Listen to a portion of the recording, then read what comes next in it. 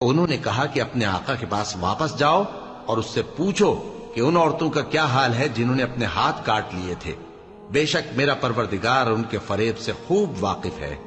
بادشاہ نے عورتوں سے پوچھا کہ تمہارا کیا قصہ تھا جب تم نے یوسف کو اپنی طرف مائل کرنا چاہا؟ سب بول اٹھیں کہ اللہ پاک ہے، ہم نے اس میں کوئی برائی معلوم نہیں کی۔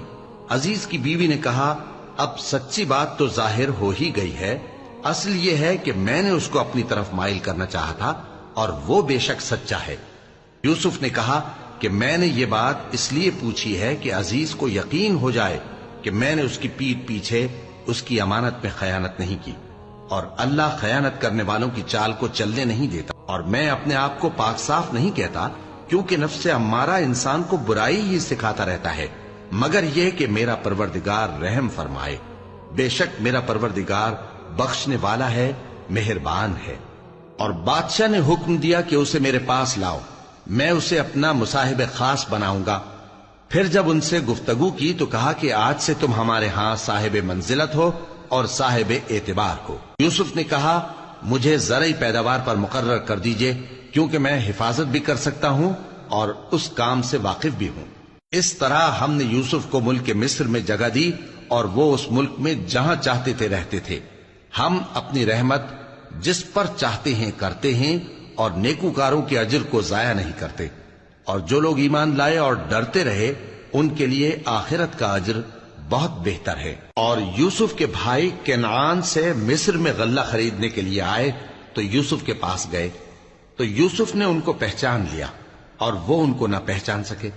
اور جب یوسف نے ان کے لیے ان کا سامان تیار کر دیا تو کہا کہ پھر آنا تو جو باپ کی طرف سے تمہارا ایک اور بھائی ہے اسے بھی میرے پاس لیتے آنا۔ کیا تم نہیں دیکھتے کہ میں ناب بھی پوری پوری دیتا ہوں اور مہمانداری بھی خوب کرتا ہوں؟ اب اگر تم اسے میرے پاس نہ لاؤ گے تو نہ تمہیں میرے ہاں سے غلہ ملے گا اور نہ تم میرے پاس ہی آ سکو گے۔ انہوں نے کہا کہ ہم اس کے بارے میں اس کے والد کو پھسلائیں گے اور ہم یہ کام کر کے رہیں گے۔ اور یوسف نے اپنے خدام سے کہا کہ ان کا سرمایہ یعنی غلے کی قیمت ان کے سامان میں رکھ دو۔ عجب نہیں کہ جب یہ اپنے اہل و عیال میں جائیں تو اسے پہچان لیں، اور عجب نہیں کہ یہ پھر یہاں آئیں۔ بس جب وہ اپنے والد کے پاس واپس گئے تو کہنے لگے کہ ابا، ہمارے لیے غلے کی بندش کر دی گئی ہے، تو ہمارے ساتھ ہمارے بھائی کو بھیج دیجئے تاکہ ہم پھر غلہ لائیں اور ہم اس کے نگہبان ہیں۔ یعقوب نے کہا کہ میں اس کے بارے میں تمہارا اعتبار نہیں کرتا، مگر ویسا ہی جیسا پہلے اس کے بھائی کے بارے میں کیا تھا، سو اللہ ہی بہتر نگہبان ہے اور وہ سب سے زیادہ رحم کرنے والا ہے۔ اور جب انہوں نے اپنا اسباب کھولا تو دیکھا کہ ان کا سرمایہ واپس کر دیا گیا ہے۔ کہنے لگے، ابا ہمیں اور کیا چاہیے؟ دیکھیے یہ ہماری پونجی بھی ہمیں واپس کر دی گئی ہے، اور ہم اپنے اہل و عیال کے لیے پھر غلہ لائیں گے اور اپنے بھائی کی نگہبانی کریں گے، اور ایک بار شتر زیادہ لائیں گے کہ یہ غلہ جو ہم لائے ہیں تھوڑا ہے۔ یعقوب نے کہا کہ جب تک تم اللہ کا عہد نہ دو کہ اس کو میرے پاس صحیح و سالم لے آؤ گے، میں اسے ہرگز تمہارے ساتھ نہیں بھیجنے کا، مگر یہ کہ تم گھیر لیے جاؤ یعنی بے بس ہو جاؤ تو مجبوری ہے۔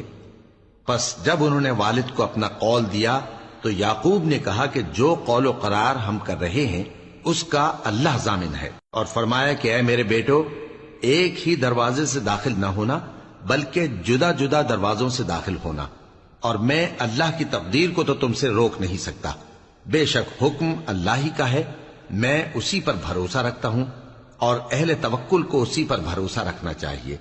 اور جب وہ ان مقامات سے داخل ہوئے جہاں جہاں سے داخل ہونے کے لیے ان کے والد نے ان سے کہا تھا، تو وہ تدبیر اللہ کے حکم کو ذرا بھی ٹال نہیں سکتی تھی۔